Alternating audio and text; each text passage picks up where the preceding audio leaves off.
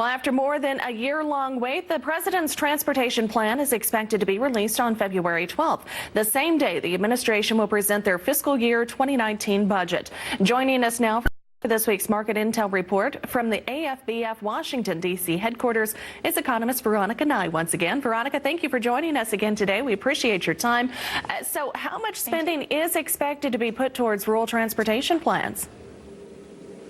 Well, we're expecting a pretty significant injection into rural America.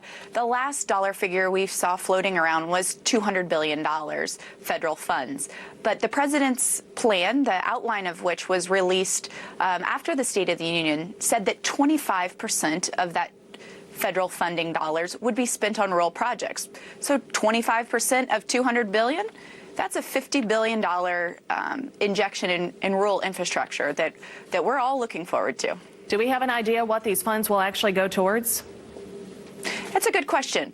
The outline said roads and bridges, water infrastructure projects, rural broadband, as well as rural electric. Has there been any insight of how the funds might even be divided up?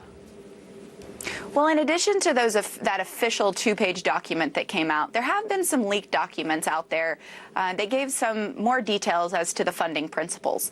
And that one of those documents that came out indicated that the rural funds, 80% of those rural dollars, would be given to governors on the basis of either the state's percentage of the rural population or a state's percentage of rural roads.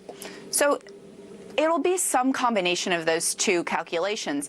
But to give us some idea, those different calculations can mean a big difference to different states.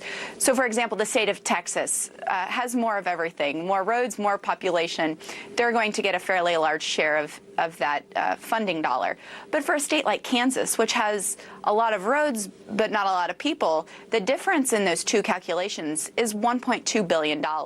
So we'll certainly be keeping an eye out in this February 12th release how those calculations are actually made. Veronica, what do you expect to see now as we move forward and try and, I guess, get more details nailed down?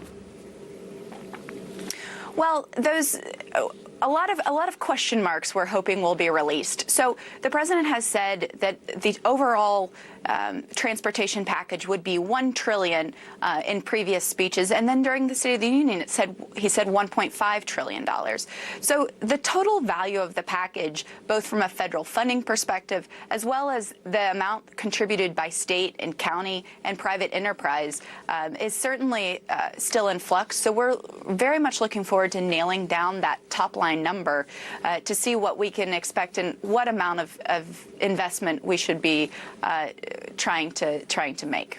Veronica, in the ag sector, the locks and dams and upgrading the river systems throughout the country has certainly been a talking point for a long time.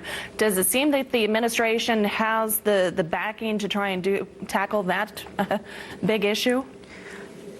Well, it's a great point. The vast majority of the United States corn and soybeans certainly move through the lock and dam system, and a lot of those locks have certainly exceeded their intended lifespan. Some are over 90 years old.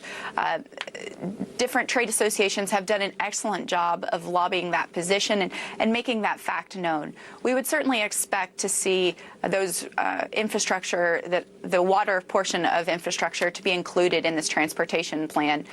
It's an excellent way to move agricultural commodities as well as other high weight volume commodities throughout the country.